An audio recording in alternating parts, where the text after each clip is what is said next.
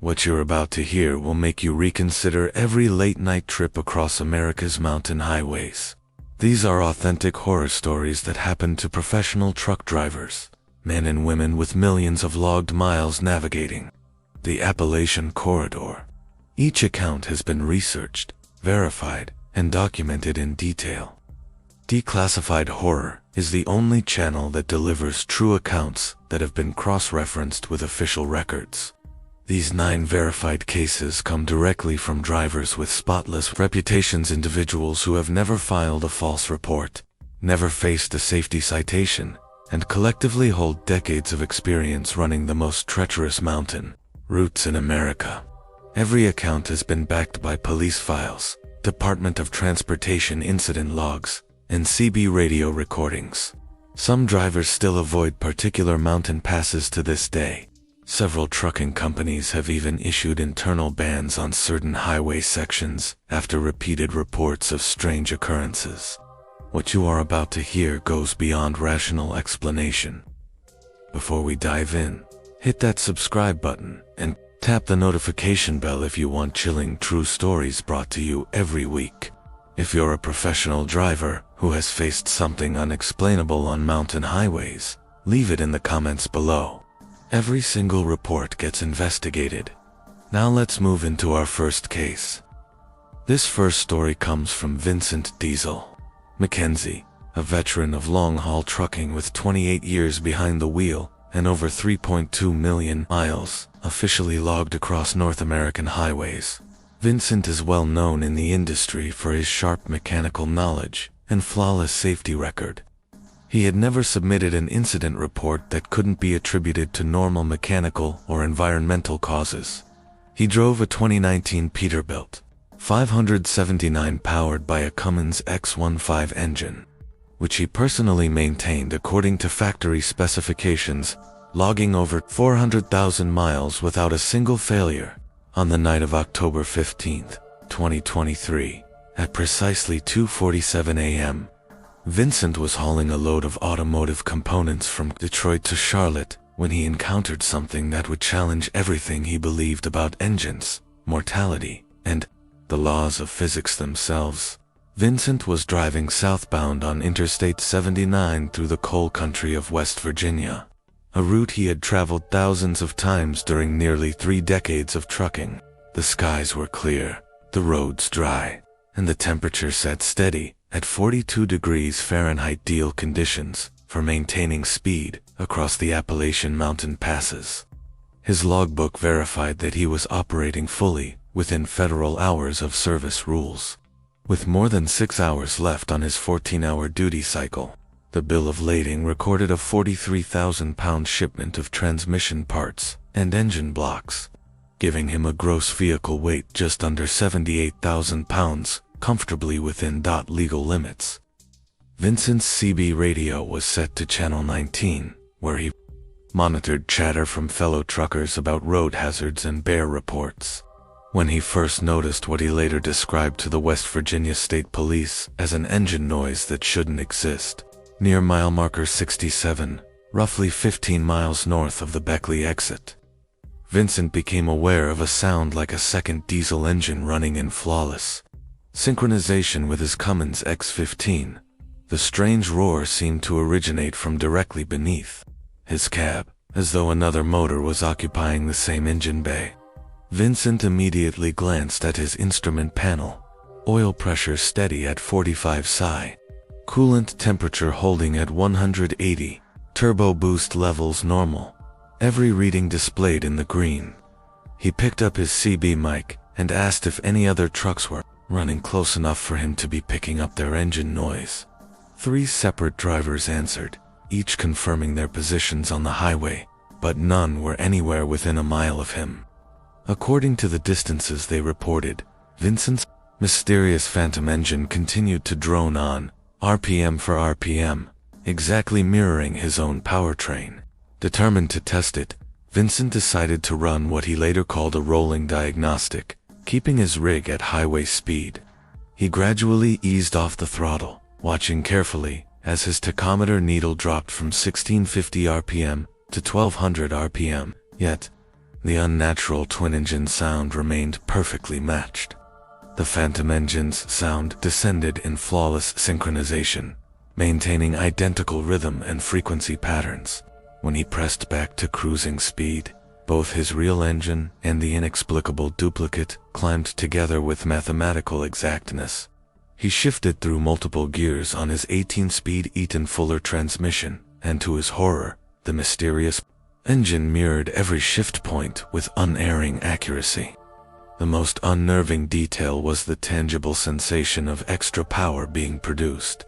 His onboard fuel economy display showed fuel consumption levels at precisely double the expected rate for his gross weight and terrain, as though his truck were simultaneously feeding two complete engines with diesel fuel.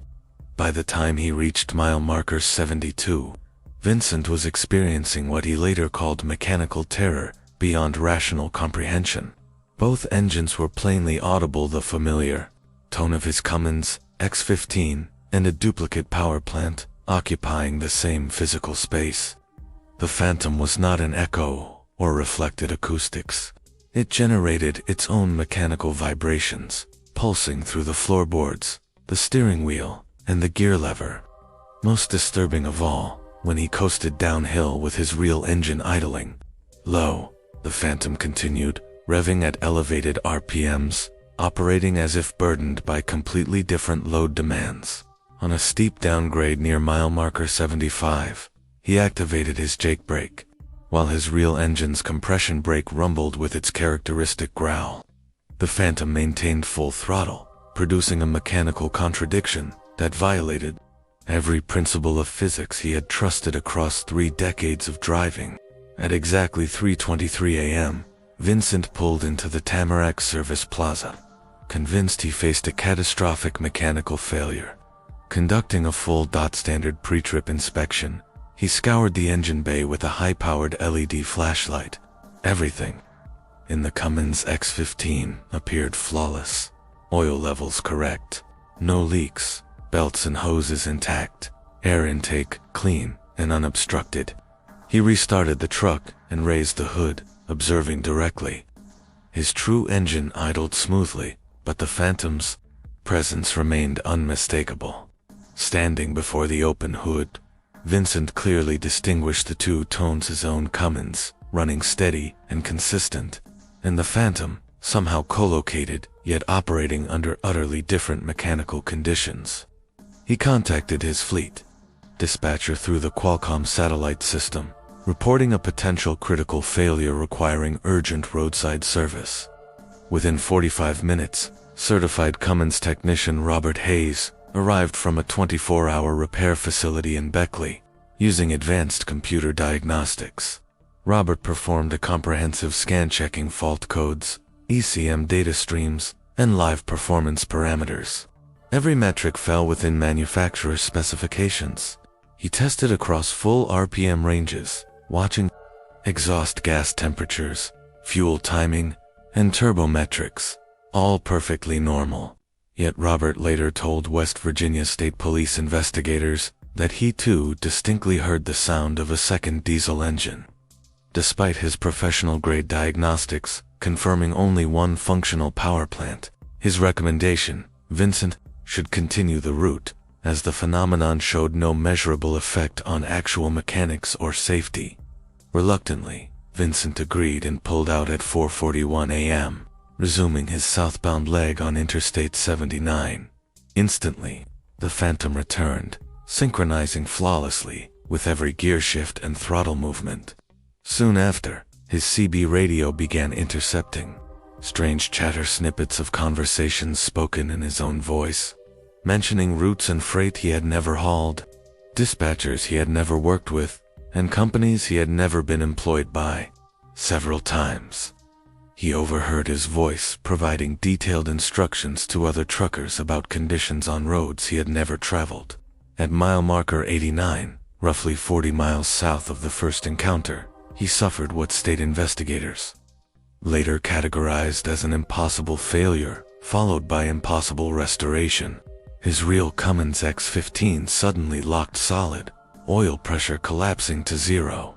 coolant temperature spiking past 250, and the motor grinding to a catastrophic stop with the unmistakable death rattle of destroyed bearings. Yet the phantom engine continued idling as if unaffected, carrying on without interruption.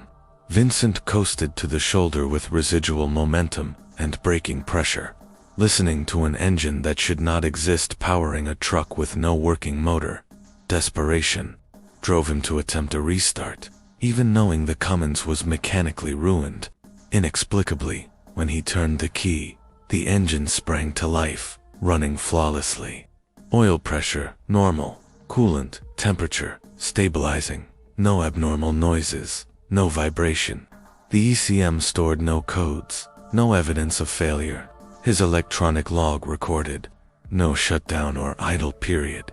Then came the most disturbing revelation of all. He could now hear 3 separate engines simultaneously. The original Cummins X15, the Phantom Double that had joined him at mile marker 67, and a third, ragged engine sound, grinding like one with obliterated bearings and shredded internals. Vincent nevertheless delivered his load to Charlotte without further breakdowns though. The Phantom engines remained locked in perfect coordination the entire way.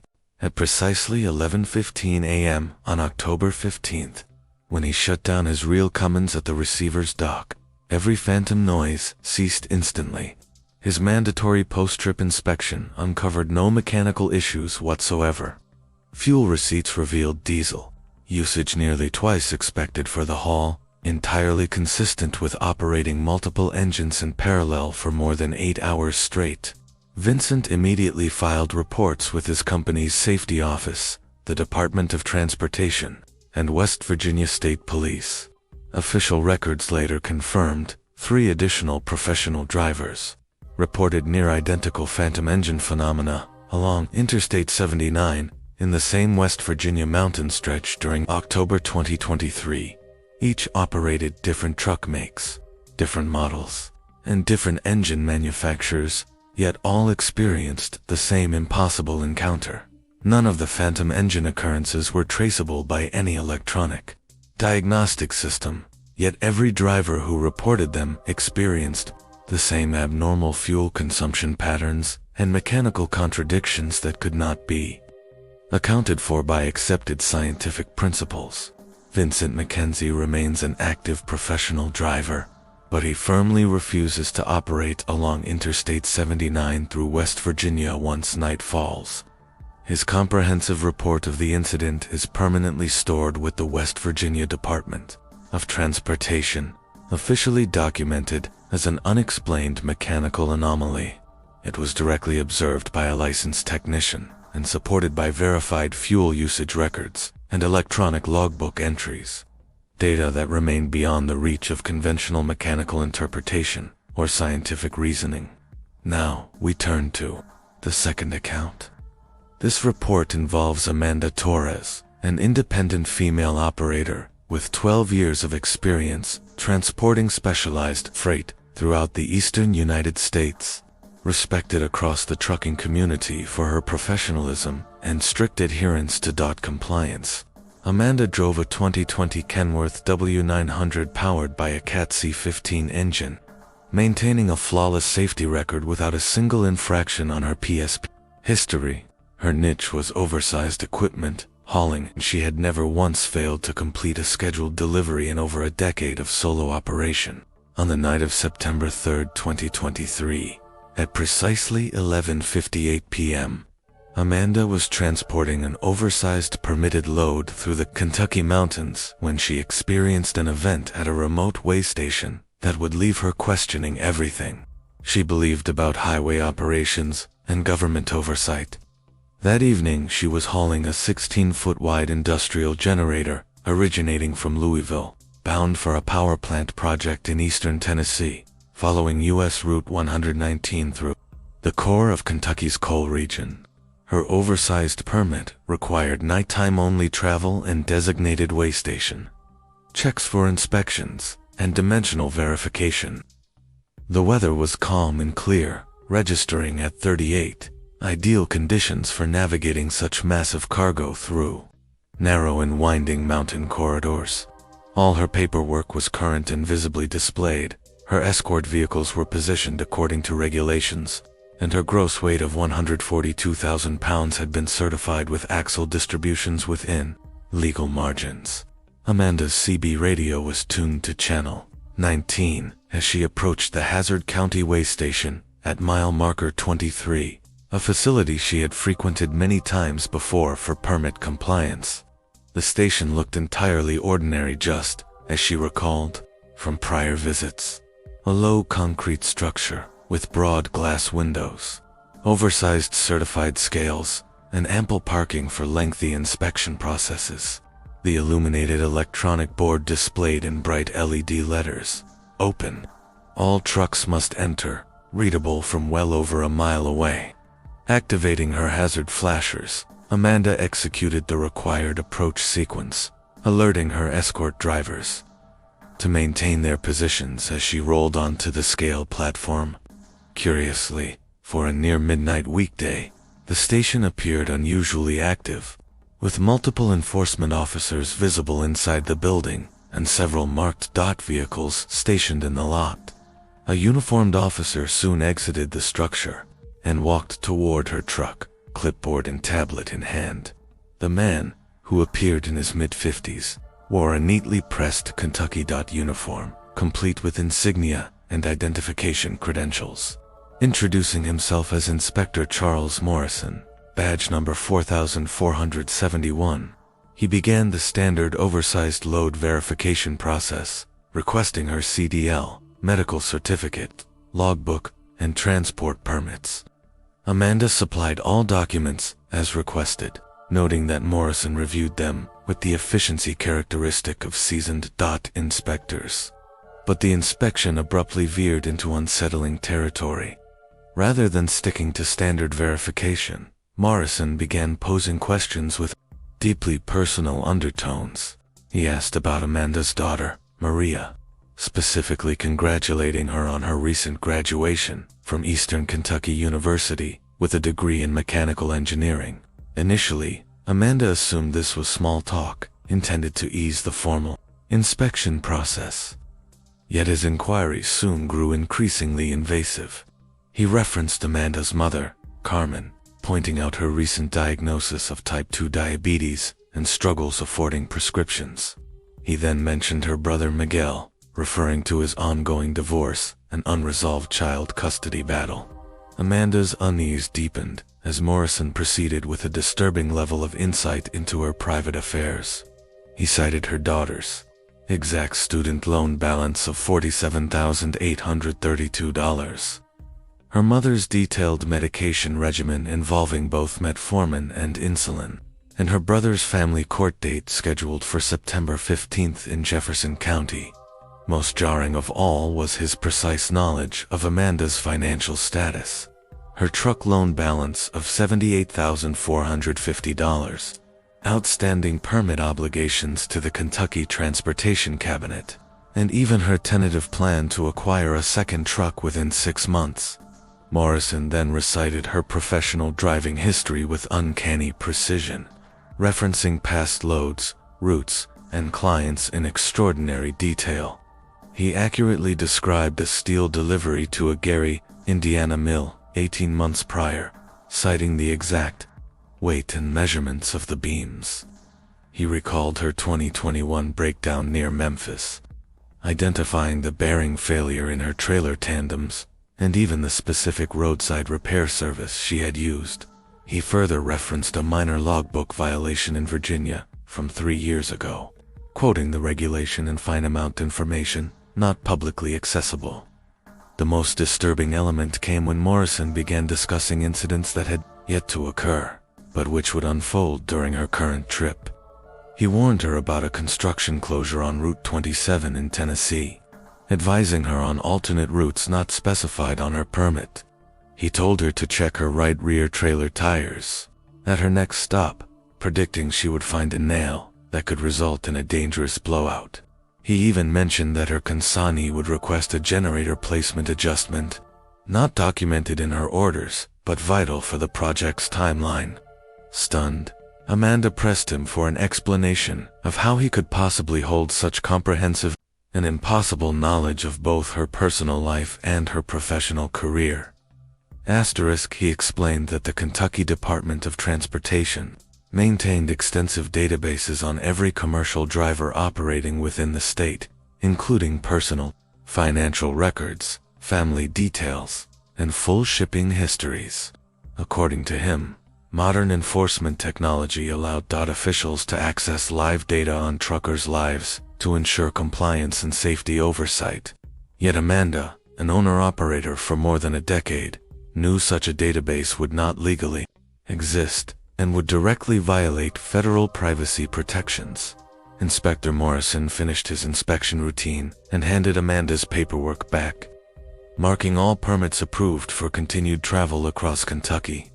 He wished her safe passage and warned her to take extra caution on the steep mountain grades ahead, noting that heavy fog was expected to roll in around 2:30 a.m., creating hazardous visibility near the Tennessee state line.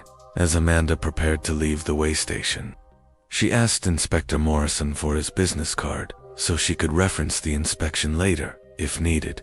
He gave her a standard Kentucky DOT business card, complete with his name, badge number, and contact details printed in official format. Amanda departed at exactly 12:47 a.m., but her meeting with Inspector Morrison lingered in her thoughts for the rest of her route. Every one of his warnings began unfolding with unsettling precision. The bridge construction on Route 27 forced her into the exact detour he described, down alternate roads that matched his recommendations perfectly. At her fuel stop in Pikeville, she discovered the nail puncture in her rear trailer tire exactly where he predicted, possibly sparing her from a catastrophic blowout in the mountains. Her consignee even requested the precise generator placement. Morrison had mentioned details he had no way of knowing beforehand. Most disturbing of all was his forecast about the fog. At exactly 2:30 a.m., dense fog formed at the Tennessee border, cutting visibility so badly Amanda had to pull over and wait nearly 2 hours until conditions cleared, matching Morrison's time frame with eerie accuracy. During that forced break, Amanda phoned the Kentucky DOT headquarters to confirm Morrison's employment and the way station's hours. The dispatcher told her the Hazard County facility had been closed for renovations since August 15, 2023, and wouldn't reopen until November 1, 2023. No staff were posted there during the closure, and no inspections were being conducted. They also confirmed that no one named Charles Morrison was on the payroll, and badge number 4471 had been retired since 2019. Even more concerning, the electronic scales at the Hazard County station had been dismantled for recalibration and were not functional until renovations ended. Amanda finished her delivery, but immediately filed a formal complaint with Kentucky State Police and the Department of Transportation about her encounter at what should have been a closed station. Investigators confirmed Amanda's CB chatter, with her escort vehicles showed she had indeed stopped at the Hazard County way station for roughly 45 minutes, at the exact time she claimed. However, surveillance cameras covering the property recorded no activity at the shuttered facility on September 3, 2023. The business card Morrison gave her looked legitimate, with correct formatting and security markings, but the contact number, connected to a line, disconnected for more than 4 years. Kentucky State Police later uncovered that Amanda was not the only driver to report encounters with inspectors at closed DOT sites. 3 other truckers filed similar reports at the same Hazard County way station during its shutdown, each describing uniformed inspectors who revealed uncanny knowledge about their lives and provided accurate predictions about their journeys. Every encounter occurred between 11:45 p.m. and 1:15 a.m. and ended with the driver receiving business cards tied to retired badge numbers and dead phone lines. Amanda Torres still drives as an owner-operator, but now takes alternate routes to avoid Hazard County altogether. Her comprehensive report remains under open investigation by Kentucky State Police, and has been forwarded to federal transportation. Security officials, as part of a larger probe into unexplained incidents at closed DOT facilities throughout Appalachia. Now let's move into the third case.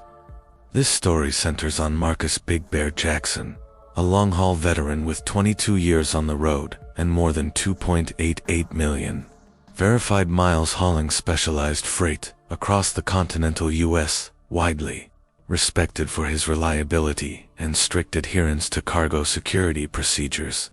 Marcus operated a 2018 Freightliner Cascadia powered by a Detroit DD-15 engine, and he maintained a flawless on-time record with several major brokers. His expertise lay in hauling high-value electronics and pharmaceutical loads, requiring strict chain of custody documentation and refrigerated trailers with continuous temperature control. On the morning of July 28, 2023, at precisely 3:33 a.m., Marcus was dispatched for an emergency pickup in Virginia's coal country. Cargo that would defy everything he knew about physics, reality, and transportation itself. At the time, Marcus was deadheading through southwestern Virginia, after completing a delivery of medical equipment to a hospital in Bristol, when his dispatcher reached him via satellite link with an urgent load. The freight originated from a pharmaceutical distribution hub off a remote industrial road outside Wise, Virginia, deep in Appalachian mining territory. The manifest listed 38,500 pounds of temperature-sensitive medical supplies, bound for research labs in Atlanta, Georgia, with less than 18 hours allotted from pickup to delivery. The payout was unusually high for the mileage, almost double the standard rate per mile bet. Marcus trusted the broker and assumed the premium reflected the urgent, time-critical nature of the cargo. He rolled into the facility at 4:15 a.m. A modern concrete warehouse compound ringed by security fencing, multiple reefer docks, and staffed by uniformed personnel. Everything looked legitimate, complete with pharmaceutical licenses posted at the checkpoint. A shipping coordinator named David Chen handed Marcus the full bill of lading, hazmat certificates, and detailed refrigeration instructions for the climate-controlled trailer. Documentation showed the load consisted of experimental drugs requiring a steady 38 degrees Fahrenheit, with continuous remote monitoring. Loading took about 45 minutes, with electric forklifts placing 12 sealed containers into his trailer.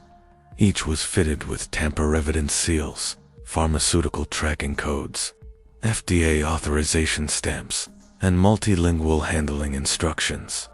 Marcus completed his routine post-load check, confirming the containers were strapped with load bars.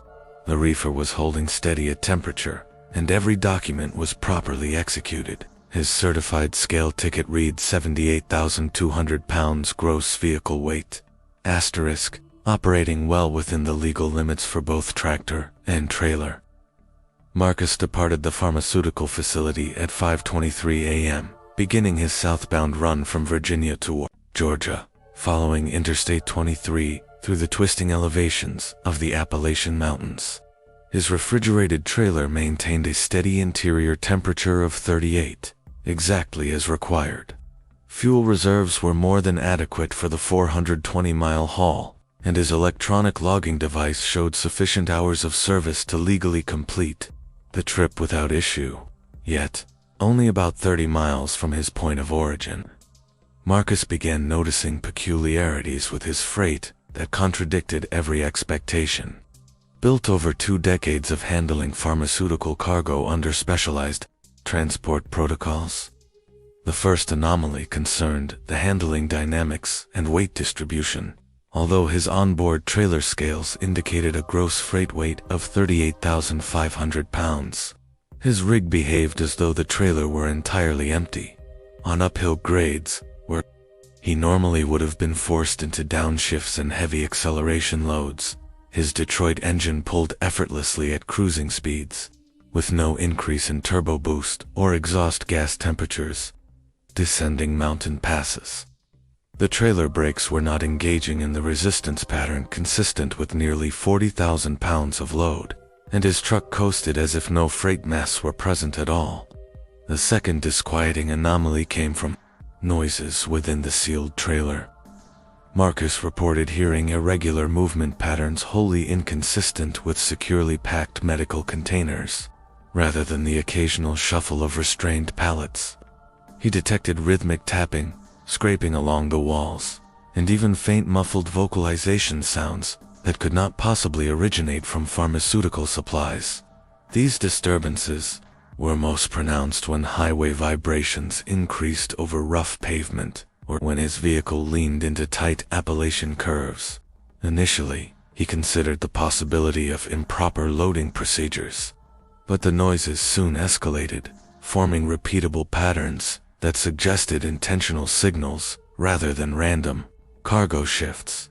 Stopping at a truck stop outside Norton, Virginia, Marcus attempted to reach his dispatcher to request clearance for a load inspection. Dialing the number listed on his original dispatch paperwork, he found it disconnected without forwarding information.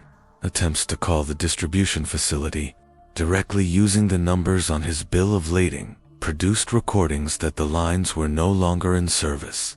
More troubling, the pharmaceutical company printed on his documents did not appear in any federal registry of licensed medical distributors. Deciding to attempt a physical inspection, Marcus went to unlock the trailer doors using the numbered security seals provided in his paperwork. But he quickly discovered that the tamper-evident seals could not be removed using standard procedures. They appeared fused to the locking hardware in a way that no commercial seal manufacturer produced. Stranger still, while his reefer unit showed a stable 38 interior, placing his hand against the doorframe revealed warm air pushing outward, suggesting that the unit was actively cooling against significant internal heat generation. As Marcus pressed onward through the mountain passes, the noises intensified and took on even clearer shape. What had started as scratching now resembled actual voices' speech patterns, not in English and not in any language Marcus recognized, but rhythmic and unmistakably structured, suggesting intelligence. These voices reacted to external events, rising when he blasted his air horn or transmitted over his CB, then subsiding when he slowed down or entered tunnels. Most disturbing of all, they seemed aware of his journey, growing louder near way stations or truck stops, as if acknowledging route changes and anticipating his next moves. At mile marker 47 on I-23, Marcus encountered what he later described as impossible cargo physics. Taking a sharp right-hand curve at roughly 45 miles per hour, he felt the trailer's weight shift unnaturally to the opposite side, not with centrifugal force, but against it, nearly tipping his combination over. The sensation was accompanied by the undeniable noise of heavy containers sliding across the floor, even though every pallet had been secured with heavy-duty restraints. Alarmed, Marcus stopped at a rest area to inspect every strap and load. Bar remained tight and properly positioned, yet his onboard axle scale showed the load had redistributed itself in ways impossible within the confined geometry of his trailer. Attempting to call authorities, Marcus discovered his CB, cell phone, and satellite systems were suffering interference. Each time he tried to transmit, the unidentified voices from the trailer bled over the line, seizing official frequencies and preventing distress calls. Even his ELD began failing, showing impossible mileages and alternate routing paths that did not correspond to his actual geographic position. At 2:15 a.m., Marcus made the decision to abandon the delivery attempt altogether, exiting the highway at Pound, Virginia, and proceeding to the Wise County Sheriff's Office. There, he explained that he suspected human trafficking hidden within his load. Deputies accompanied him to inspect the trailer. To his shock, everything appeared normal from the outside druffer, maintaining correct temperatures, seals intact, documents in order, and yet the trailer was silent. When deputies cut the security devices and swung open the doors, the interior was revealed to be entirely empty. No pallets, no cartons, no straps, not even residue or scuff marks that freight had ever been loaded. The walls were spotless, showing no tie-down impressions or label remnants. Even more disturbing, Marcus's paperwork, including bill of lading and manifest, had transformed into blank sheets with no company logos, signatures, or shipping data. The sheriff's office initiated an investigation, uncovering that the pharmaceutical warehouse Marcus identified had, in fact, been permanently closed since March 2023.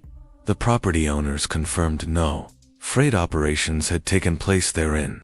Over 4 months, no pharmaceutical goods stored or shipped since their license had expired. Review of facility security footage revealed no tractor-trailer activity during the time Marcus claimed to have loaded.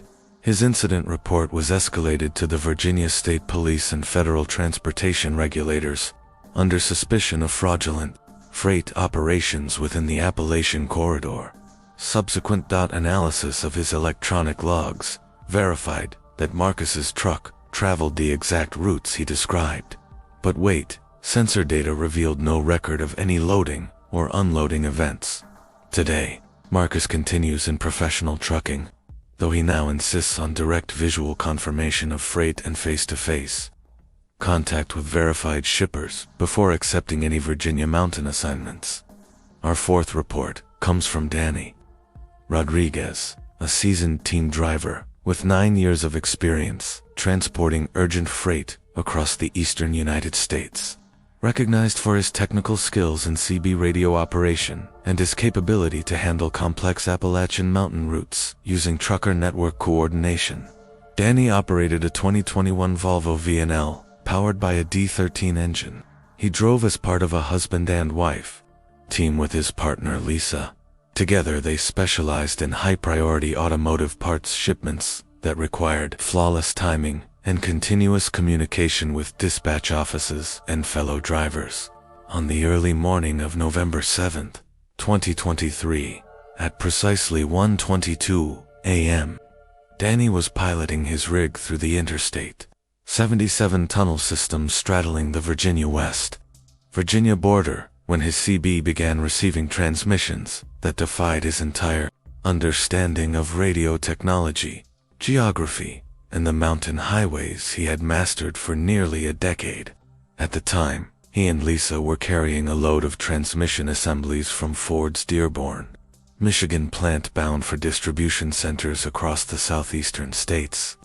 Moving along their established route through the Appalachian corridor to balance fuel economy with delivery efficiency, Lisa was asleep in the sleeper berth, while Danny took the overnight shift, adhering to their team driving routine that allowed them to cover approximately 1,100 miles in a single day while remaining compliant with federal hours of service limits. Weather conditions that night were perfect for mountain hauling: clear skies, 44 temperatures, and no precipitation on the forecast along the challenging tunnel routes that cut through the Appalachian ridges. Danny's CB setup was notably more advanced than the average driver's. Outfitted with a Cobra 29LX unit connected to a high-gain antenna and external speakers, his rig allowed him to monitor multiple frequencies simultaneously while maintaining flawless contact with fellow truckers and emergency response networks. He typically kept Channel 19 open for general chatter, Channel 9 for emergencies, and Channel 17 for local updates and road conditions. His radio system had been professionally tuned for peak performance in mountain corridors, where signal loss, atmospheric distortion, and topographical interference often plagued communications. As Danny entered the Big Walker Mountain Tunnel along I-77, his CB suddenly lit up on Channel 13, a channel he normally reserved for coordinating with fellow team drivers and arranging truck stop parking. The voices he heard, however, weren't discussing fuel stops, available parking, or roadway updates. Instead, what came through were eerily precise directions to locations that didn't align with any exit, route, or landmark Danny had ever encountered in his years of running Virginia and West Virginia routes. Even stranger, the transmissions came through flawlessly, no static, no signal degradation like the typical poor reception inside tunnels where communication often failed altogether. The first clear message was from a male voice. Take the next right at the stone bridge marker. Follow the gravel access road for exactly 2.7 miles until you reach the abandoned mining equipment. Then turn left at the rusted conveyor and proceed to the loading zone behind the shed. Danny knew instantly that none of these landmarks existed along his current route. There was no stone bridge, no gravel access road suitable for a semi, and certainly no mining equipment visible from I-77. The specificity of the directions was unnerving, yet they referenced places that simply did not exist. More transmissions followed as Danny drove deeper into the tunnel network. Multiple unfamiliar voices described increasingly elaborate sets of instructions, painting pictures of an alternate Appalachian landscape. One directed, follow the creek road past the 3 red barns until you reach the covered bridge, then take the left fork toward the white steepled church.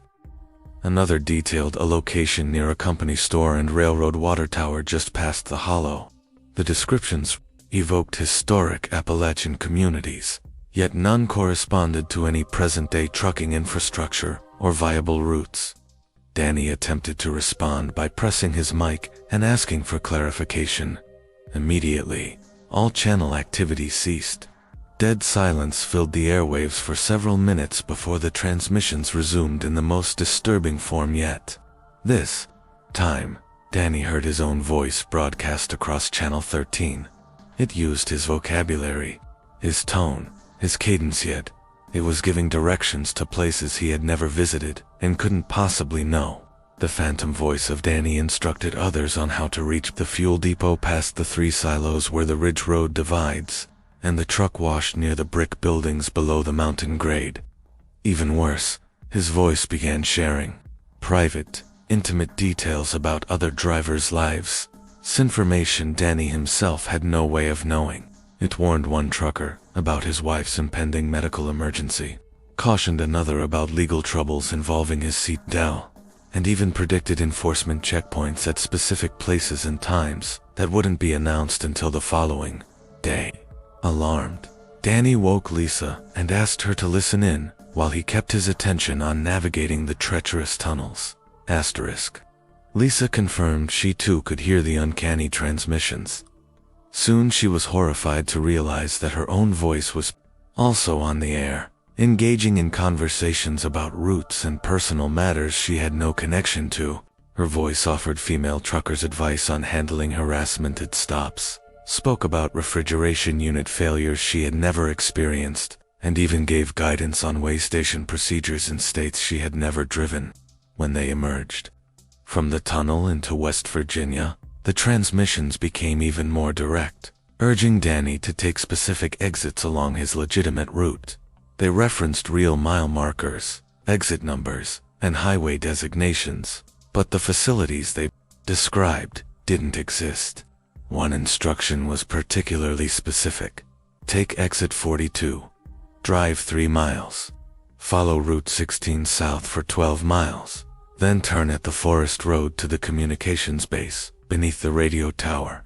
Checking his GPS, Danny confirmed exit 42 and Route 16 were indeed real. But there was no Forest Service road or communications base anywhere nearby according to his mapping system. Against his better judgment. But driven by curiosity and the unnerving accuracy of some details, Danny followed the transmission's instructions.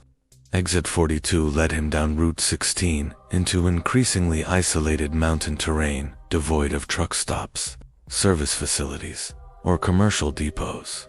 After exactly 12 miles, as the broadcast had described, he reached a gravel road intersection not shown on his GPS or trucking atlas.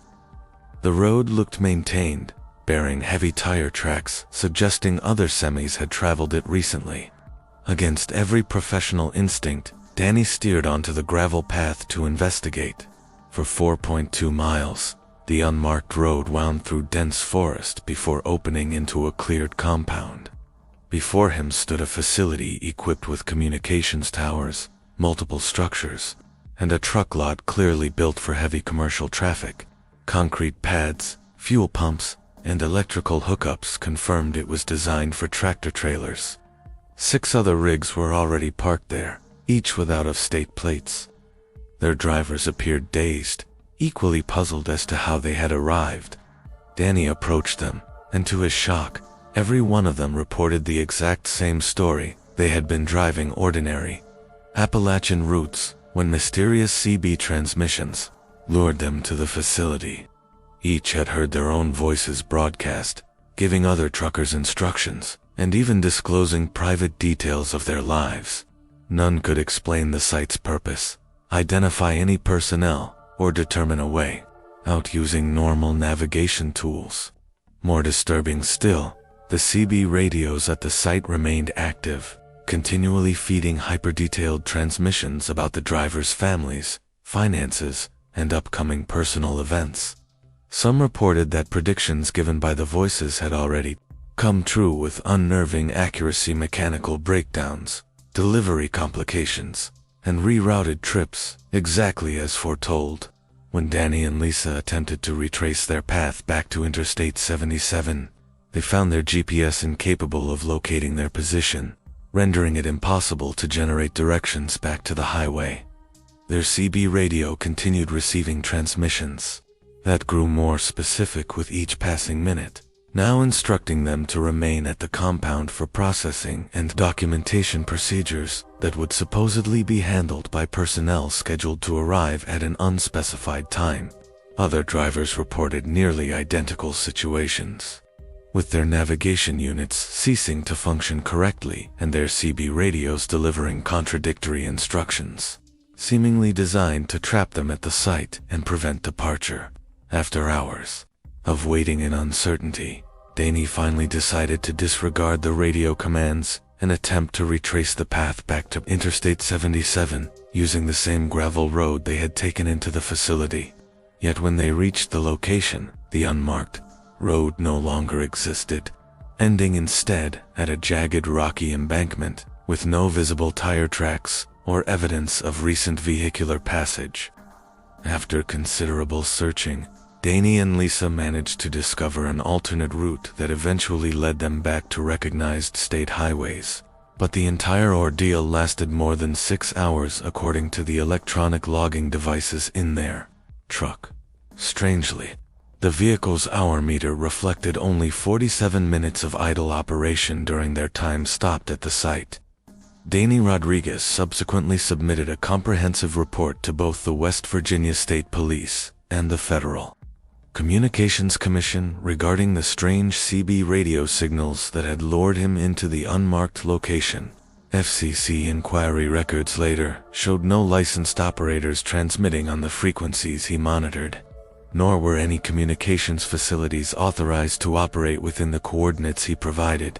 The West Virginia State Police also investigated, but failed to locate the described facility using his directions, and aerial surveillance of the area revealed no structures, clearings, or parking complexes resembling Danny's detailed account. Danny and Lisa continued to run team hauls, but since that incident, they refused to rely on CB radio in mountainous regions, depending exclusively on satellite systems for communication with dispatch and fellow drivers. Their case remains under open review by federal transportation and telecommunications authorities as part of a larger investigation into unlicensed or unauthorized transmissions targeting commercial drivers in the Appalachian corridor. Now we move to the 5th account. This story belongs to Rebecca Stone, an independent operator with 15 years of experience, hauling refrigerated cargo across the Midwest and Eastern United States. Highly respected in the cold chain freight industry for her meticulous maintenance practices and strict emergency readiness routines, Rebecca drove a 2019 Mack Anthem with an MP8 engine, pulling a state-of-the-art utility reefer trailer outfitted with multi-zone temperature control and GPS monitoring. She specialized in transporting frozen foods and sensitive pharmaceuticals that demanded exact temperature ranges. And in over a decade of driving, she had never once lost a load to equipment failure. On the night of December 22, 2023, at precisely 4:15 a.m. during a fierce winter storm, Rebecca faced a catastrophic breakdown that would bring her into contact with emergency responders, who by all rights should not have been there. That night, she was hauling a critical load of insulin from a distribution hub in Cleveland, Ohio, bound for medical facilities in the southeastern states. She was following Route 52 through the rugged mountains of southern West Virginia, where the storm had reached brutal intensity. Temperatures had dropped to -8 degrees Fahrenheit, winds blasted at 45 miles per hour, and snow was falling at nearly 3 inches per hour. Despite the whiteout conditions, Rebecca maintained safe, legal speeds and cautious spacing while her refrigerated trailer held steady at -10. To preserve the life-saving medical shipment needed urgently by diabetic patients during the holiday period. At mile marker 34, on Route 52, roughly 18 miles from Welch, West Virginia, her engine began showing signs of distress she initially attributed to fuel problems caused by the extreme cold. The RPMs fluctuated erratically, fuel pressure dropped intermittently, and exhaust temperatures began spiking beyond normal operating ranges. She flipped on her hazard flashers and searched desperately for a safe place to pull off. But the narrow mountain highway was treacherous, with drifts piling across the lanes and visibility cut to less than 50 feet. Before she could stop, her max engine suffered a total shutdown, killing propulsion, power steering, and most electrical systems, while she was still moving at 35 miles per hour down a steep grade in blizzard conditions. With considerable skill, she guided the 80,000-pound rig onto the narrow shoulder using residual momentum and engine compression braking. Her truck came to rest in an extremely dangerous spot with sheer drop-offs on either side and no guardrails, vulnerable to any vehicle that might not see her in time through the storm. Her reefer unit's independent diesel motor continued functioning normally, keeping the insulin safe, but her main engine refused to restart no matter how many attempts she made. Rebecca immediately enacted her emergency communication protocols, broadcasting distress calls on CB Channel 9 while also trying to contact 911, her dispatcher, and other truckers using her cell and satellite units. None of her systems worked properly. The storm and mountain terrain blocked all transmission signals. Though her GPS pinpointed her exact location, she could not send her coordinates to anyone due to the total communication blackout. After nearly 2 hours of failed restart attempts and unanswered distress calls, Rebecca noticed headlights piercing through the snow behind her. A convoy of 3 apparent emergency vehicles pulled up: a heavy tow truck, a service van with flashing lights, and a crew cab pickup with what looked like official markings. Their powerful spotlights cut through the storm and illuminated her rig, giving her temporary relief that help had somehow arrived in impossible conditions. 4 uniformed men stepped out, identifying themselves as members of the West Virginia Department of Transportation Emergency Road Service Division. Their leader introduced himself as Supervisor William Hayes, badge number 2847, claiming they had intercepted her distress calls through specialized monitoring systems and had been dispatched to prevent her cargo from being compromised. They looked professional, well prepared, with cold weather gear, radios, and specialized tools for commercial breakdowns in harsh conditions. Yet, as Hayes and his team began their inspection, Rebecca noticed things that didn't fit. Their tow truck was clearly decades old, but it looked factory new with no rust or wear. Their warning lights used incandescent bulbs with mechanical flashers instead of modern LED systems that had been standard for years. Most unsettling, they demonstrated impossible knowledge about her vehicle and cargo. Hayes correctly identified her 2019 Mack MP8 engine, recited its horsepower and torque ratings, referenced a preventive maintenance service she had completed 3 weeks earlier in Toledo, Ohio, and even mentioned warranty repairs done on her transmission the prior summer. He knew her trailer carried insulin at precise storage conditions, with specific delivery deadlines, details that should have been confidential. The team worked on her disabled truck, using diagnostic tools more advanced than what most dealerships possessed, showing expertise that seemed far beyond typical roadside responders. Within 45 minutes, they pinpointed the issue as a failed electronic control module in her fuel system, a part usually requiring dealer-level software and equipment.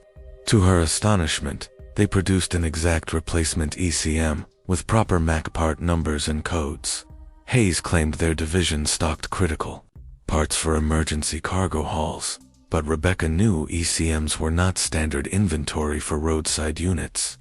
The repair took about 90 minutes, during which the mysterious team displayed technical proficiency that far surpassed normal emergency services. The emergency technicians completed full electronic programming of the replacement control module, integrated it with Rebecca's engine management systems, and carried out extensive diagnostic evaluations to verify flawless performance.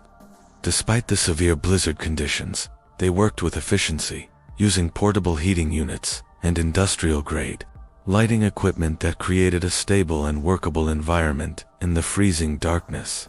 Once the service was finalized, Rebecca's Mac engine fired instantly, running with perfect smoothness, every operational parameter reading in normal ranges. Fuel pressure remained steady, exhaust temperatures consistent, and the engine electronics displayed no fault codes or irregularities. The mobile service crew then conducted a thorough post-repair inspection, double-checking interconnected systems and confirming her rig was fully roadworthy under the extreme winter conditions. Supervisor Hayes personally issued Rebecca a detailed service report outlining every component installed, including part numbers, labor hours, and warranty details for the control module replacement. Yet when Rebecca reached for her company card to cover the expense, Hayes told her no payment was due. The repair fell under a federal emergency support initiative that guaranteed free roadside service for commercial carriers transporting critical medical goods during declared weather crises. He explained the program functioned through the Department of Transportation in partnership with FEMA, designed to keep essential freight moving under conditions that threatened public safety. At 7:42 a.m., Rebecca resumed her route with her truck performing flawlessly and her refrigerated insulin shipment fully stabilized. Still, as she rolled deeper into West Virginia, doubt began creeping in about the legitimacy of the emergency service. Efforts to confirm the existence of the federal roadside program led only to agencies that denied any knowledge of such operations, and her attempts to verify road service coverage produced only confusion at the descriptions she provided. Her concern deepened further when she noticed that the replacement module seemed to be pushing her Mac engine far beyond factory ratings. Fuel economy had jumped nearly 15% above her long-term averages. Engine output measured noticeably higher in both horsepower and torque, and her emissions system appeared to be functioning with greater efficiency than EPA certification standards permitted. Curious, Rebecca contacted her Mac dealer to inquire about these unusual improvements, but their technicians discovered that the new module contained software and calibration data unavailable through any authorized service channel. Though she completed her insulin deliveries without issue, Rebecca immediately pursued confirmation of the emergency assistance through official authorities. The West Virginia DOT informed her that no such program was operational in the region, and no crews had been deployed for roadside aid at the time she reported receiving help. Even more troubling, badge number 2847, the identification Supervisor Hayes had provided, belonged to a DOT official who had retired years earlier and passed away in 2019. The repair documentation she carried contained formatting and authorization codes, not used by any legitimate federal agency. Subsequent analysis of the control module by Mac engineers revealed technology far beyond current automotive electronics, incorporating materials and circuitry not present in any OEM or aftermarket components. Its internal design suggested direct access to highly classified manufacturer data, and every operational characteristic indicated it had been engineered specifically for Rebecca's individual rig, tailored to her driving patterns, loads, and preferred routes with uncanny precision. Rebecca Stone has continued operating her truck since the incident.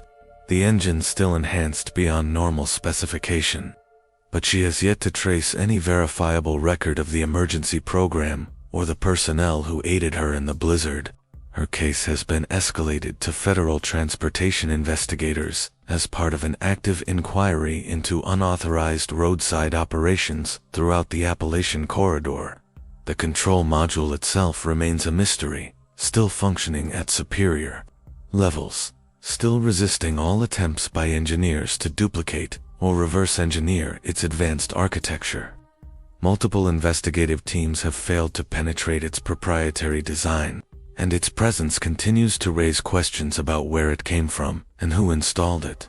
Moving on to our sixth case, we turn to Carlos Mendez, a veteran long-haul driver with 18 years of experience covering dedicated freight routes along the eastern U.S. corridor.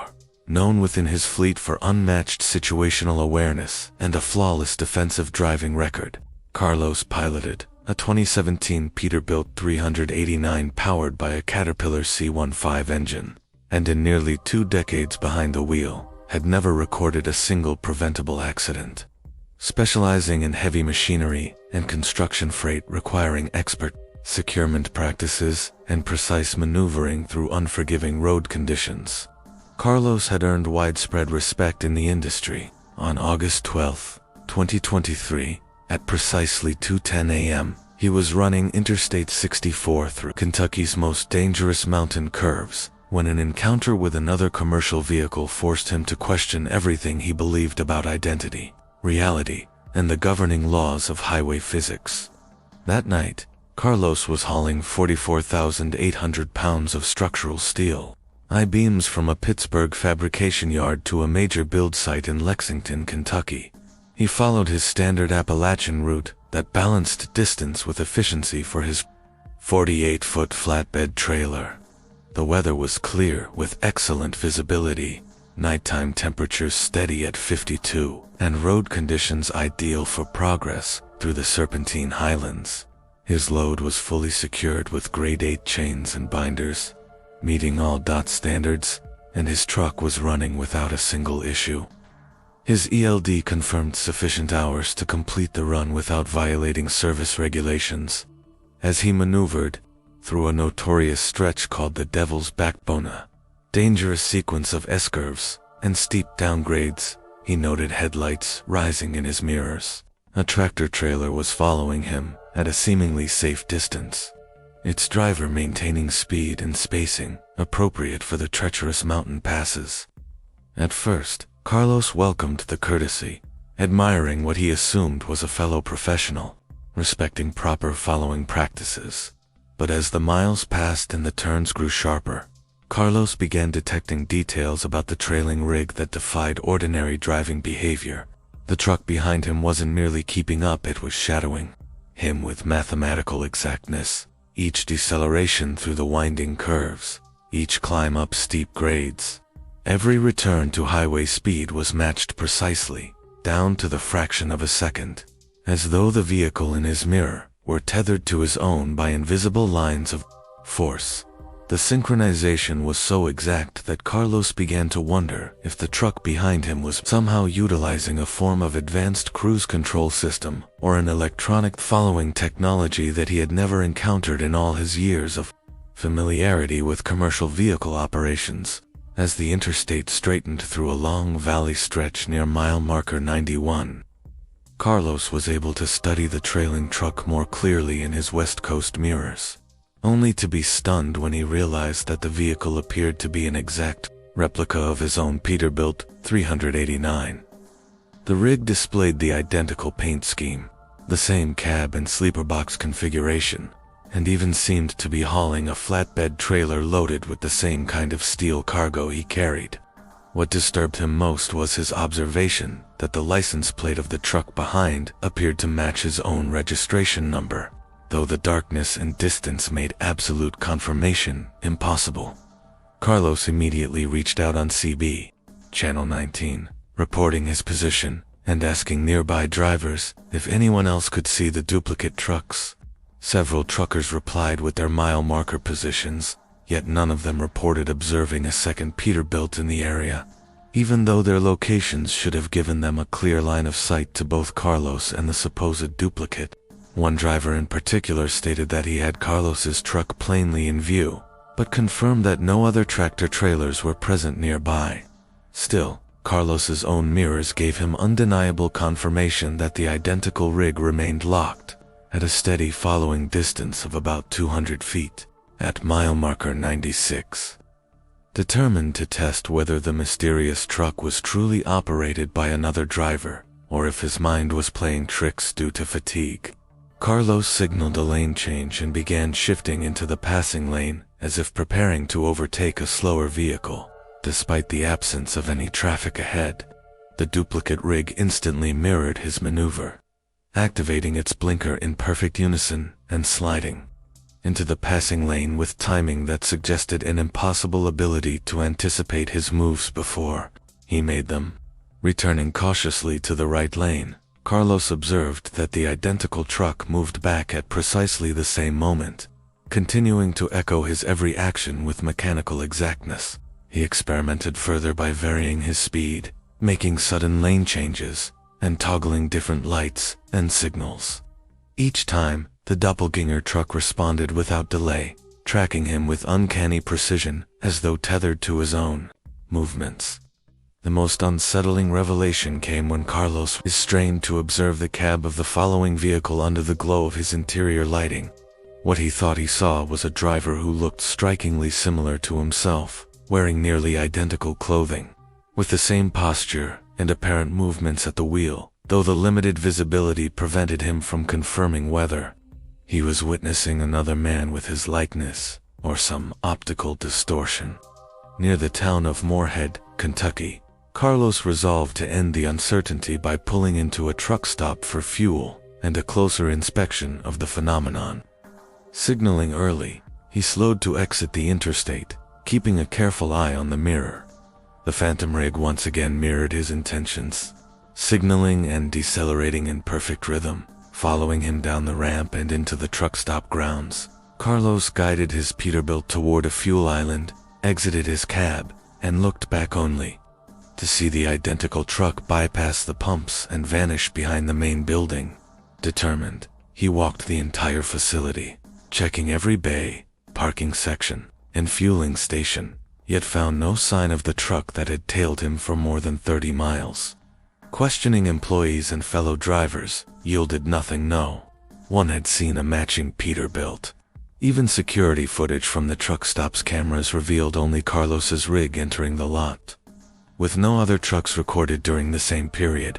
Resuming his trip at 4:47 a.m., Carlos merged once again onto Interstate 64, only to find the duplicate rig reappear in his mirrors at precisely the same distance as before, as though it had never left.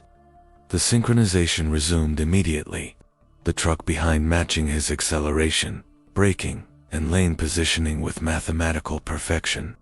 But now, the behavior shifted. The doppelganger rig began flashing its headlights in deliberate patterns, alternating beams in ways too deliberate to be random, yet not conforming to any known CB or trucking signal code. The light sequences became more urgent as they neared sections of winding highway and steep descents, almost as if the other driver was attempting to warn Carlos of hazards ahead. By the time they reached mile marker 128, roughly 15 miles from his scheduled Lexington delivery, the signaling grew frantic. The identical truck now alternated high and low beams, engaged its hazard flashers, and even blasted its air horn in rhythmic bursts that screamed urgency.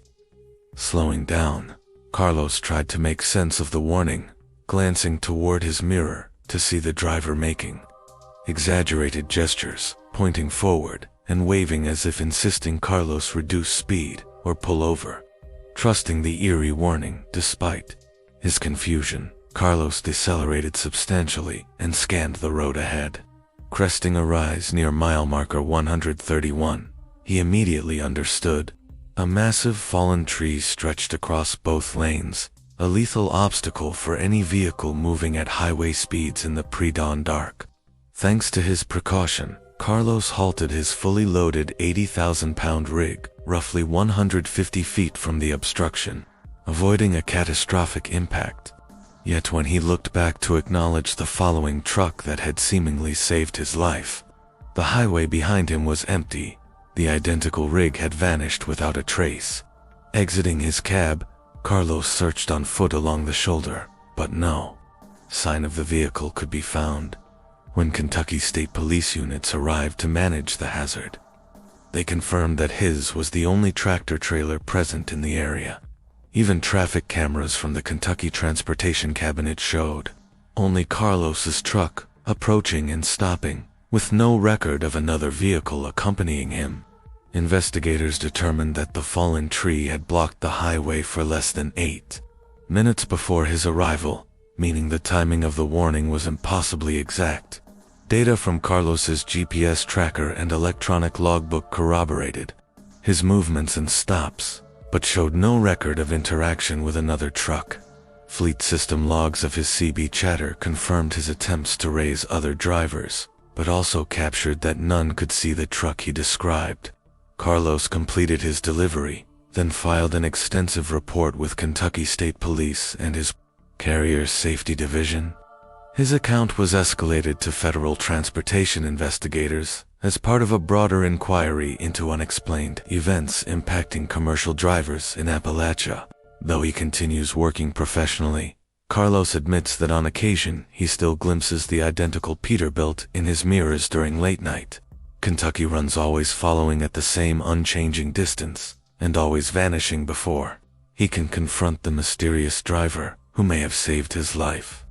Moving forward, our 7th account centers on Patricia Pat O'Brien, a veteran female trucker with 25 years of experience hauling specialized freight across the country, revered in the industry for her impeccable logs and total compliance with federal hours of service mandates.